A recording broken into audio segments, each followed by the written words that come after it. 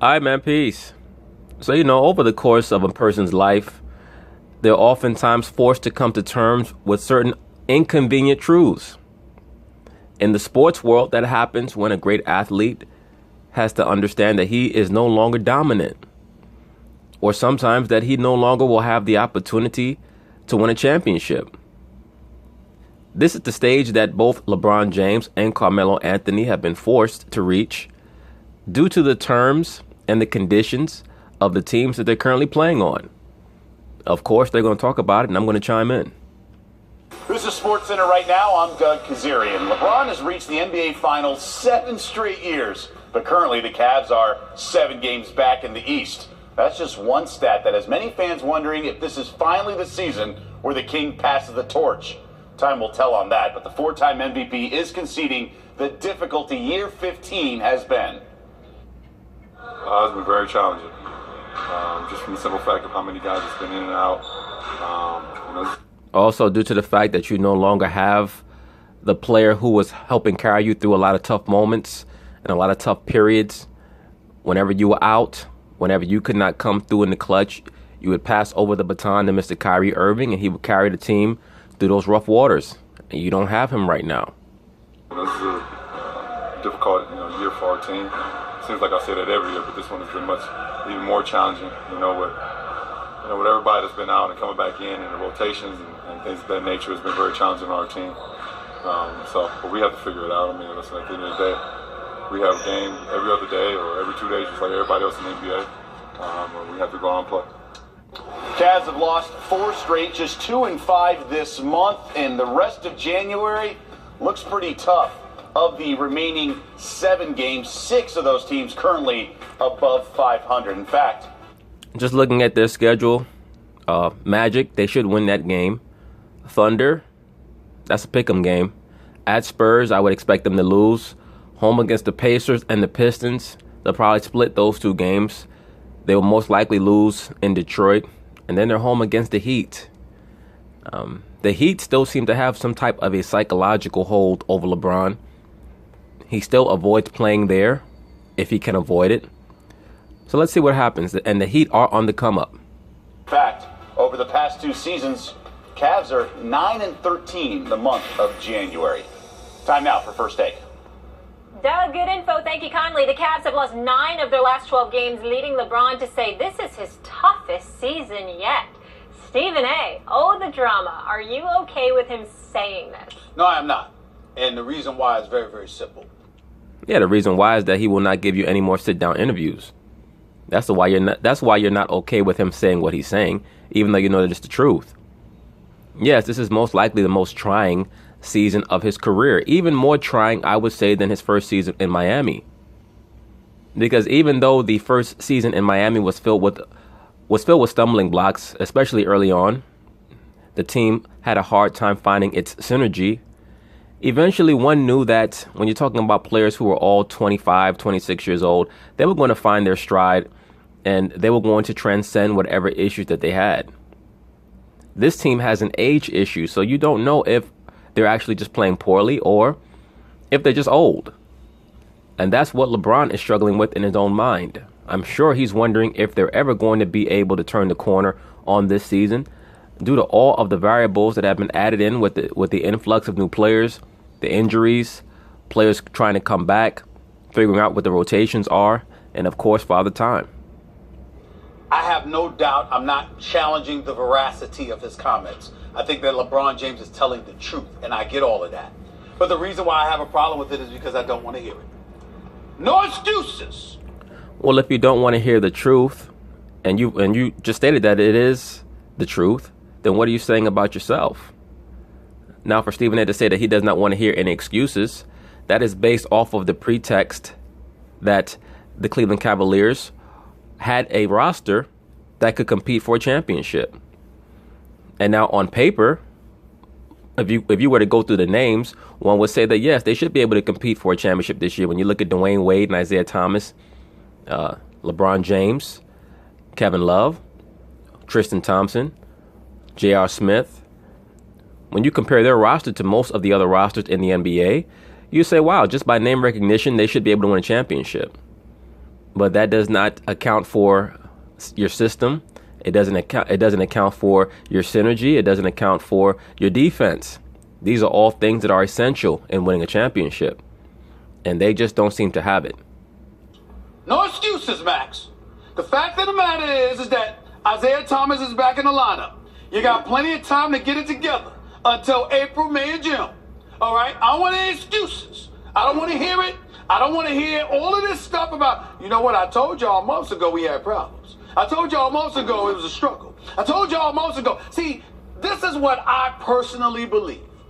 And you see Stephen A. Smith is calling out LeBron for potentially setting up excuses for down the road. Many of these media people are starting to understand many of LeBron James's mental tactics when he knows that he's not going to win a championship. I believe that history, and if you go back, I believe, Mac, that history will prove me correct.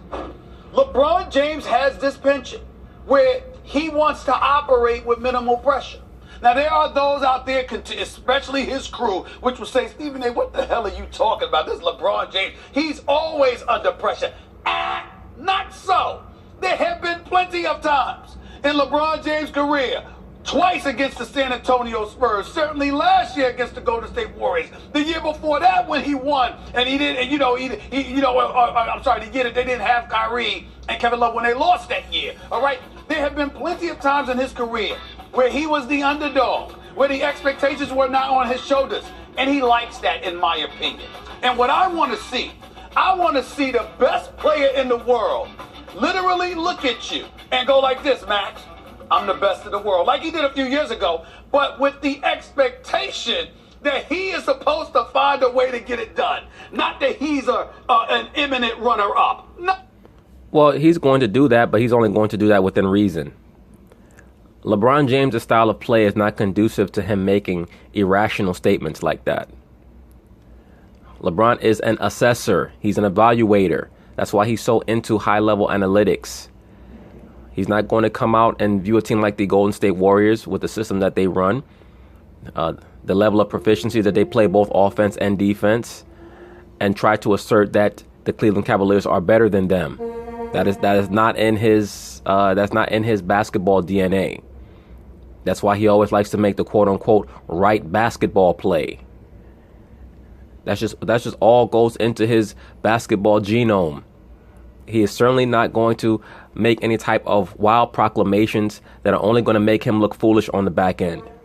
No. I want to hear that. I saw that in the Eastern Conference Finals last year when it was over, before the finals began. I'm hearing it now. I don't want to hear it. You're the best in the world. You got a crew. Y'all need to get it together.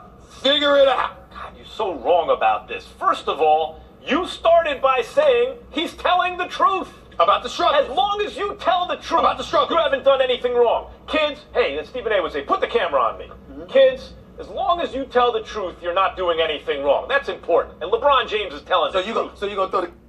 Well, one can say that there are such things as inconvenient truths. Remember, relationships, rapports, contractual obligations are oftentimes terminated by a telling of the truth. The truth does not unify, it separates. So LeBron James knows that if he were to be super blatant with his telling of the truth, it may ruin whatever small chance he might have to win a championship this season. So he's not ready to let the entire cat out of the bag in regards to how he truly feels about his station in the NBA right now. I'm sure that there are some doubts in his mind when he weighs in the balance his Cleveland Cavaliers roster in juxtaposition to the Golden State Warriors.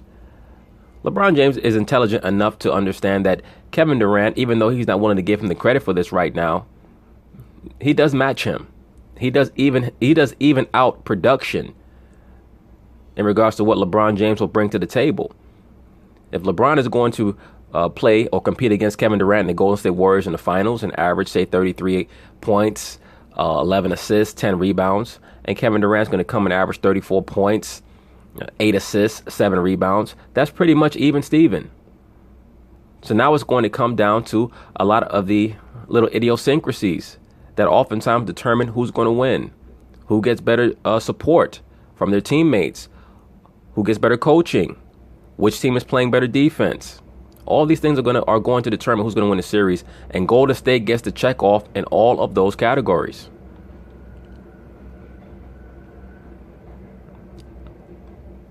You gonna throw the kids That's on number me. one. That's You right. gonna throw the kids I know on me. Stevie A. No, Stevie ain't let the kids Love the throw the kids. kids on me, right? Sure does. Okay, That's okay, right. okay. That's number one. I gotta stop on my Number two. because the kids are watching. I gotta think about that now. All right, go Always ahead. tell the truth. Go Always ahead. do the right thing. That's tough. I agree with that. Now, Kids. you accuse LeBron James of trying to control the narrative all the time. Oh, that's not an accusation. That's a fact. And maybe now. Kings will always try to control the narrative. Only pawns go along with the narrative that's created for them by others. Now you see this. I don't want to hear any excuses. He's trying to control the narrative. Look at me. I can't. David and Goliath is one thing. I already did that when I beat the Warriors when they won 73 games. But this is ridiculous. Now David's got to slay Goliath on steroids. It's too much. Here's the problem with saying he's controlling the narrative. Stephen A. Smith, what is a narrative? A narrative is the story. It's how you tell the story. And you know how people tell the story? The way they see it. Agreed and agreed. So if I have a problem with someone trying to control the narrative, and I assume if you do, you correct me if I'm wrong, it's because they see it one way but tell it another. In other words, LeBron sees it. Yeah, I could beat him, but boy, that's a lot of pressure. Let me just say that that's not what he's doing. He is telling it as he sees it. Furthermore, it's how we all see it. The guys ain't going to beat no Warriors this year. Well, the problem with that is this. Many of you so-called pundits in the mainstream sports media, or the liberal sports media as I call it, tried to create this concept that what was holding the Cavs back earlier on in the season was the absence of Isaiah Thomas, who you guys decided to equate with Kyrie Irving. And from there, you stated that Cleveland would have a close chance, or that they would be in the proximity of a team like Golden State, predicated off of the production of Isaiah Thomas. Now you guys are not even willing to allow Isaiah Thomas to improve so that you can properly grade Cleveland's chances to win a championship. And you're getting upset at LeBron James for seeing down the road that even Isaiah Thomas at 100% is not going to be enough to go back and forth with or compete with Golden State at a high level. LeBron, once again, is a basketball genius. He can see the forest through the trees. And you have a problem with that. Let me tell you something. A few years ago, I actually thought the Boston Celtics were going to beat the Los Angeles Lakers. Yeah, they should have beat them.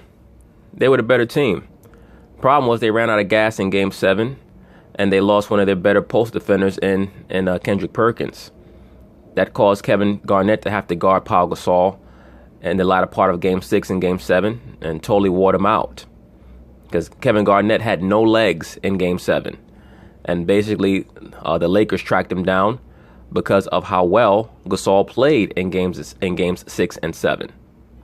Kobe had Bynum, and he had Gasol, and he had Meta World Peace.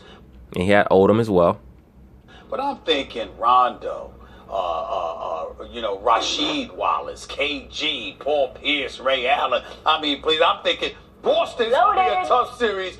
Boston's going to beat this. Kobe looks me in my face. Really? I said, that's what you're going to say? You going to stick to that point, bro? He said, make sure I can find your you-know-what when this is over. Now, it just so happens I had to co-host The View, the next day. So I had to leave before Game 7 of the finals because I literally co-hosted The View. I was with Whoopi and Joy Behar, the whole crew. Yeah, that says a lot that they chose you to co-host The View. What are they saying about the energy that you emit, sir? At the co-host that day. But what I'm saying to you is that, it's beautiful. But here's the deal, okay? And Jennifer Love Hewitt was on there too. Special. But the point is, I digress. My point to you is this. Hey, Jennifer Love Hewitt, she had a nice pair of jugs on her back in the day. Kobe sat up there and won the championship. Where's Stephen A? He hid it because he was saying so. What I'm saying to you is this. The odds get stacked against you. But real champions don't even point to him. Because the whole point is like, yo, listen. Is LeBron not a real champion? That's not what I mean. I'm not. And you cannot even compare the Lakers in 2010 going against the Boston Celtics to this Cleveland Cavaliers team and going against Golden State. So that, once again, that is Stephen A. trying to compare LeBron James to Kobe Bryant and the parameters with which they competed during their time periods, and that's a very, very dangerous comparison because the Lakers were viewed as the best team in the NBA in the 2009-2010 season. If I remember correctly, they won over 60 games, and they had home court against Boston.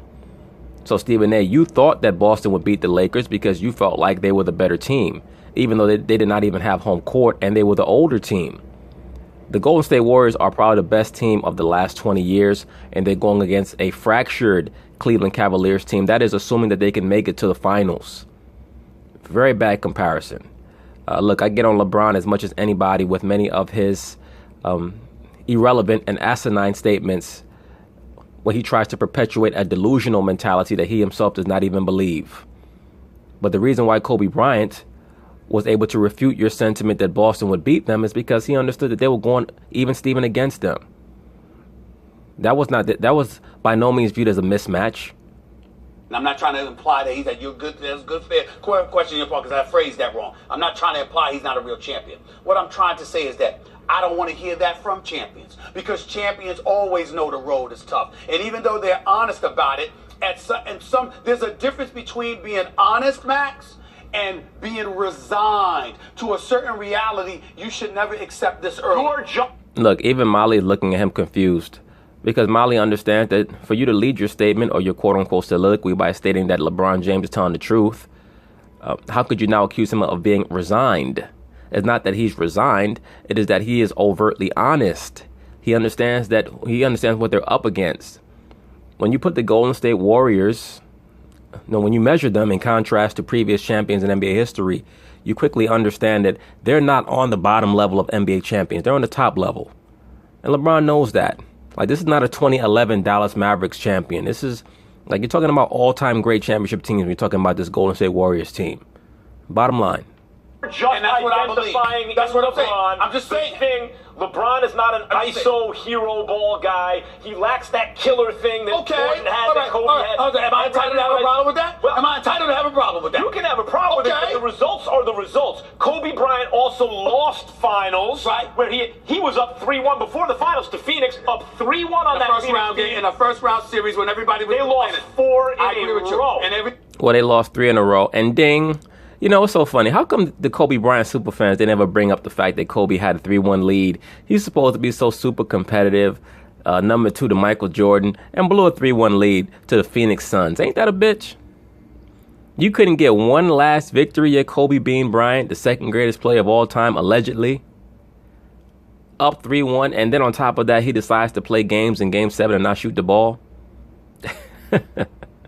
And everybody was. I lost the dinner bet on that Game 7. I'm still mad. Oh, yeah, that's what you're mad about. Caucasian Jewish man, he lost some money. Still mad at Kobe. And he didn't show up, right. And he let other stuff get away. My point is, no doubt. Wait a minute. Kobe Bryant, the mental assassin, he allows certain things to get into his head, Stephen A. Do tell, brother. Well, we know what it was. He got upset because people stated that he was shooting too much in Game 6 when he scored 50 points. And he decided in Game 7 that he was going to prove a point by not shooting.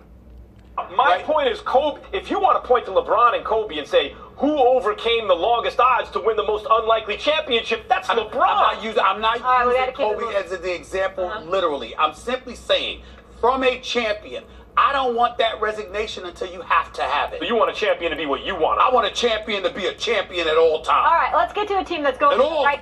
Well, and let me say this also. LeBron James has not explicitly stated that they have no chance to beat Golden State. All he has stated is that this is his most challenging season so far. That is why I led the video pretty much by stating that, without a doubt in my mind, the reason why I almost said Cleveland A. Smith, but then again, they're pretty much the same person. Stephen A. Smith is coming against LeBron is because he's upset that LeBron's not giving him any sit-down interviews. We need to get Jamie Foxx in there to sit right there next to Stephen A. and see who can make the most asinine statements. Right direction. The tide has turned for the Thunder, who are on a 3-game win streak and beat the Lake Show by 24 points last night. Carmelo Anthony, 27 points in 27 minutes, and Melo says he's starting to have a good old time. Once you accept something, regardless of what it is, I think you become comfortable with it. Look at Melo dressed like an old lady. He look like going to play bingo. I think it's, you start putting your all into it. You start working, on that role and on that acceptance. And it becomes fun. I think right now, after accepting that role, and I think early in December, the game is starting to become fun again. For me, fun for us as a team. And anytime you get to make shots and winning basketball games, it makes it that much fun. So in other words, Carmelo Anthony finally was forced to realize that he's a role player, which is what I've been saying for a long time. That has been his station when he was on the Olympic teams. I have no idea why he thought he was going to come to Oklahoma City and average 30 points a game. Maybe he thought that Russell Westbrook was going to make things easier for him on offense, and he would have a bunch of one-on-one situations where he would be able to jay people up and all this other nonsense. Carmelo Anthony is another C-level star. And when I say C-level star, please understand I'm not saying that he's a C-level player. I said C-level star who it took him a very long time, and I'm sure that it was very traumatic for him to accept that he's not a superstar player. He never has been a superstar, and now he's been forced to come to terms with the fact that he's not even really a star anymore. He's a person who's talented, and as long as he stays within his little framework, within his box that he can operate in, and I say that without the pun because he does have to work out of the low box, then he could be effective for a team. But if he thinks that he's going to go somewhere and still be what he thought in his mind was a dominant player, no, that's not going to happen. Acceptance is key to stay mellow. Max, Yep. is OKC, OK3 is good too, a threat in the West now? Nope. And by the way, I'm proud of Carmelo Anthony. Mm-hmm. Not to sound condescending or patronizing. I think what he just did by being honest is not only honest but courageous, because he's admitting it was a process for him. He didn't just accept his role right away. He had to put his ego aside. Good for him. And they're playing really well because of that. Well, I will say this. There is a certain level of nobility in someone who's able to self-evaluate and come to terms with the truth about themselves. So yes, I give Carmelo credit for that, but it was a necessary thing that he had to come to terms with, or he was going to be outed as a cancer on that team. And his production would have further cemented the fact that not only was he a cancer on the team, but that he was delusional. So good for him. I applaud that. But they are not a threat in the West, Stephen A. Smith. And the reason they're not a threat in the West really has nothing to do with them. The reason they're not a threat in the West is because you can watch the Warriors until now and go, they are at least a standard deviation better than everybody else in basketball. That's why we think the Cavs don't have a chance. It's not because LeBron's attitude is wrong. It's because the Warriors just too good. They added... Let me say this.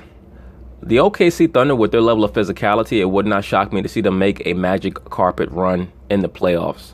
I would not expect them to beat the Warriors, but would it shock me to see them beat every other team that they came against in the playoffs until they met the Warriors? No, it wouldn't shock me at all. If they would have faced a Minnesota, a Houston, a San Antonio, and beat them, wouldn't shock me. When you have a comet like a Russell Westbrook, who I make a lot of very forthright and honest statements about, in my view, he is a mega talent. He's one of the most talented players to ever step into the NBA. To me, he's just not a great basketball player because he doesn't understand the game. His mental game is lacking as much as his physical game is exceptional. And when his mental game is able to approximate his physical game, then he'll be a great basketball player. Until then, he's not. But with the level of physicality that OKC can exert on another team in a 7-game series, it would not shock me to see them make a magic carpet run in the playoffs. When you have a Steven Adams, a Carmelo Anthony, a Paul George, a Russell Westbrook, you're talking about 4 of the most physical, skilled players at their positions in the NBA. KD to a 73-win team, it's a wrap. But there is a team that this year has surprised me and has made me think, oh, wait a minute, they actually have a shot. And that is the Houston Rockets when CP3 and James Harden are both healthy on the court together. That looks like a threat to me. And it's a threat because Mike D'Antoni's had ups and downs, and whatever you want to say about him, when he has guys who are willing to play the way he wants them to play, he has a cohesive coaching strategy that makes him the kind of coach that we will talk about generations from now. That is not the case with Billy Donovan. Sorry. Well, when I look at a Mike D'Antoni, I look at a coach in basketball similar to like a Sid Gilman in the NFL. Sid Gilman was one of the coaches who brought the passing attack into the NFL, right? Or Don Coryell. Coaches who never won a championship, but top coaches who have won championships will oftentimes give those coaches credit. I don't view Mike D'Antoni as a championship level coach, but a coach like a Steve Kerr or a Greg Popovich, who are championship level coaches, will give him credit for creating a system that they took and were able to adapt to their own basketball style. Sorry, he's a coach, but he's a jag, just a guy, or just a coach, a jack, just a coach. There are other coaches like him, better, worse, whatever. D'Antoni's a little special, a little different. At least I believe that Sid Gilman never won a championship. If he did, as an assistant coach on one of the NFL teams in the 70s or 80s, one of you brothers can correct me on that.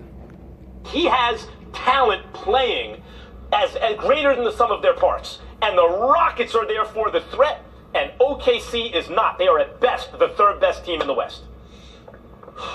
I respectfully disagree. Houston is a team to be reckoned with. CP3 elevates them. I like them a lot. They could challenge. I'm not dismissing them. But I'm going to tell you that OKC is a threat in the Western Conference. You know why? Because when you talk about CP3, who will he have to go against? I agree. I could see the Thunder beating the Rockets, especially if both teams are fully healthy. Because Russell Westbrook is definitely CP3's kryptonite. There's no doubt about that. And when you can put a Paul George on James Harden and try to nullify what he brings to the table, I could definitely see that series going 7. It'll probably be Russell Westbrook. And let me tell you something right now. Russell Westbrook, having to deal with him is pure, unadulterated hell. This man is on another level, especially when he's coming at you. And I can think of no team in the West that wants a piece of Golden State more than OKC. A guy like Russell Westbrook and the way they go after each other, and Oklahoma City's ability to defend. I still don't trust that with D'Antoni. I know Houston has improved exponentially defensively. Because of Chris Paul. I understand Chris Paul has a lot to do with that, of course. And I know offensively they're juggernauts, but they're a perimeter shooting team with Clint Capella running the floor. Ryan Anderson disappoints me, Max, in some too many moments. He disappears. Well, he will definitely disappear in the playoffs. Don't count on a player like Ryan Anderson in the playoffs. And Stephen A. brings up a good point. Not only does OKC want to play Golden State, but don't underestimate the mental aspect of OKC going up against Kevin Durant. They have shown an ability to get under Kevin Durant's skin more than once. I mean, I can already count 3 different games where there have been some confrontations between KD and one of the players on the OKC Thunder. Twice with Westbrook and once with the Turkish dude who's now on the New York Knicks. I don't know why, but his name is escaping me right now. Eric Gordon is a shooter. I like him a lot, but he's a shooter. All I'm saying to you is that against OKC, because of their size, because of their athleticism, because of the ability of 4 of their 5 starters to defend on an elite level, if Paul George, and I assume he will rise to the occasion, if he does that, I still view Oklahoma City, despite their troubles, as the #1 threat to the Golden State Warriors. Highly possible. That's why I stated that with the level of physicality that OKC will bring to the table, their style of play is much more translatable to the playoffs. Enes Kanter, that's who I'm thinking of. The dude who tried to step to LeBron. All bets are off if Houston's shots are just falling out of the sky. But I don't think Houston can defend like OKC. And as great as I know Chris Paul is, Russell Westbrook coming his way is a problem. One-on-one, Chris Paul's no match for Russell Westbrook. As a team player, that remains to be seen. Now, Chris Paul and James Harden, neither one of those guys have performed to their normal standard, you would think, in terms of their performance of their teams in the playoffs. That is why this playoffs is going to be such a test for them. It's going to be really a barometer for both their careers. They're going to have a deep playoff run. Anything less than the Western Conference Finals is going to be an embarrassment for the Houston Rockets. That hasn't happened. So they have a lot to prove themselves, and maybe they can't prove it. Time will tell. OKC, to start the season, when they made the Paul George acquisition, then the Carmelo acquisition, I said at the time, I think they are the primary threat to the Warriors. Not sure. Let's see how it pans out with the Rockets, OKC. Okay. I thought, and what has panned out is that the Rockets have exceeded any possible expectations. When James Harden and Chris Paul are on the floor together, it's not just that they're beating elite teams, they are Harlem Globetrottering elite teams. They are whooping elite teams. James Harden is a superstar, and we don't appreciate it because he has struggled in the postseason in key pivotal games. I don't understand what Max Kellerman is talking about. How could he say that when they're both on the floor that they're whooping on elite teams, and they've only played the Warriors twice? And so far in their 2 matchups with the Warriors, it's been a split. Now, I give them credit for that first victory in Golden State, but everybody knows that Golden State starts their season off slow. The real test for them is going to come this Saturday. Hopefully, all hands will be on deck, and the NBA will lower the suspension for those players that were trying to bum rush the Clipper locker room to 1 game instead of 2. Who knows? We'll see. But I'm not buying into the Houston Rockets quite yet. I need to see what they do in the playoffs. But James Harden, as a talent, is a superstar. And Chris Paul, on the other end, in terms of his own ego, he has become the defensive captain of that team. He's not worried about it. It's not that he ever was worried about his scoring average, but he's deferred the offense and given it, and Harden can do that. That team is better than OKC. They will be better come playoffs. Not bigger, stronger, nor better defenders than OKC. By the way, I agree with Stephen A. Smith on this one. OKC keeping opponents under 9 points, playing that. 3rd best offense right now behind the Warriors in the T. we revisit. Well, we'll see. I mean, the T-Wolves are going to be a problem also, but I see the Thunder as the greatest threat for the Golden State Warriors. And as I stated, I wouldn't mind seeing Chris Paul finally get a championship, but I just don't see it. I just think that he's too immature. He's too out of control with his emotions. And that dust-up with the Clippers showed that a couple of days ago. But anyway, peace.